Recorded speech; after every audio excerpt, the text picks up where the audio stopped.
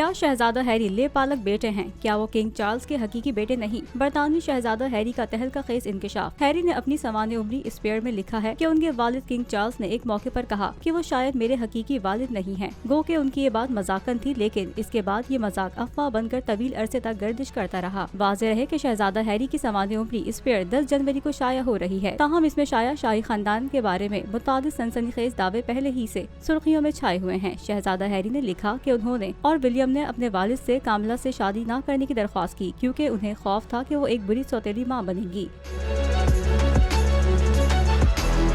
خیال رہے کہ شاہی خاندان اور ذاتی زندگی سے متعلق ہیری کے غیر معمولی دعووں سے بھرپور یہ کتاب 10 جنوری کو ریلیز ہو رہی ہے۔